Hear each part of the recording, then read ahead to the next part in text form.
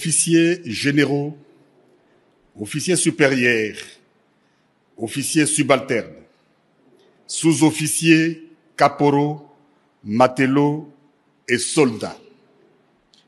Le président de la République, chef de l'État et commandant suprême des forces armées de la République démocratique du Congo, s'est adressé à la nation en date du 29 janvier 2025, suite à l'agression du Rwanda et le silence coupable de la communauté internationale.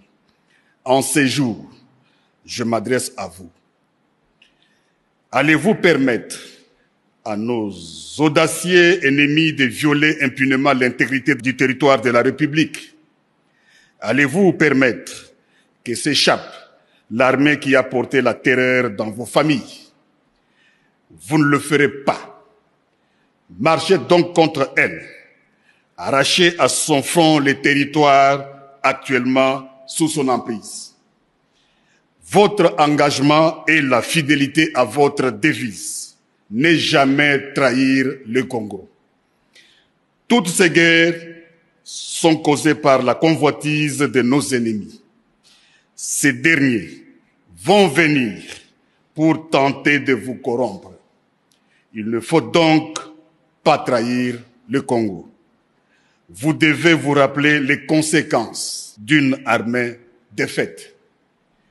Apprenez au monde que la malédiction s'abat sur ceux qui violent le territoire du grand peuple. Les résultats de nos efforts ne sera qu'une paix durable. Vaincre sans péril, on triomphe sans gloire. Il n'y a aucun orgueil à tirer d'une victoire facile vis-à-vis de l'ennemi.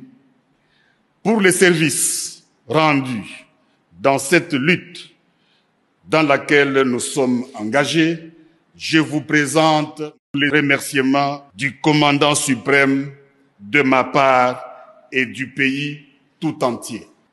Ce n'est pas seulement pour aujourd'hui, mais pour tous les temps à venir que nous devons perpétuer pour les enfants de nos enfants, cette grande et libre nation dont nous avons bénéficié toute notre vie. Je vous prie de vous souvenir, non seulement pour moi, mais aussi pour vous, que la nation vaut la peine que l'on se batte pour elle, pour s'assurer un tel joyau inestimable qu'est la République démocratique du Congo.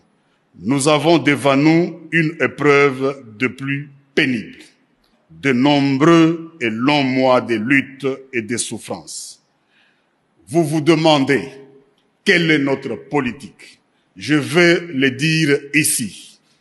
C'est faire la guerre par mer, par terre et par air, de toutes nos forces et avec toute la force que Dieu peut nous donner, de faire la guerre contre la tyrannie monstrueuse, jamais surpassée dans le sombre et lamentable catalogue du crime humain. Telle est notre politique. Il s'agit d'une question de vie ou de mort pour la République démocratique du Congo. Il s'agit particulièrement de savoir si le peuple congolais restera libre ou tombera dans l'esclavage post-colonial.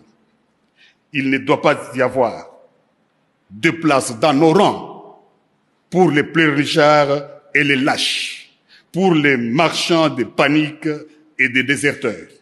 Notre peuple ne doit connaître aucune peur au combat et doit se joindre de manière désintéressée à notre guerre patriotique de libération, notre guerre contre les asservisseurs fascistes. Dans la situation actuelle, la crédibilité de notre armée est essentielle. C'est pourquoi vous devez assumer sans faiblesse votre mission constitutionnelle. Défendre les frontières de la République démocratique du Congo contre toutes les menaces, d'où qu'elles viennent. Vous devez donc faire face aux menaces qui se présenteront dans tous les domaines de conflictualité. Chacun d'entre vous doit se sentir concerné par cette mission. Ici, nous restons debout et nous nous battrons. Il n'y aura pas d'autre retrait.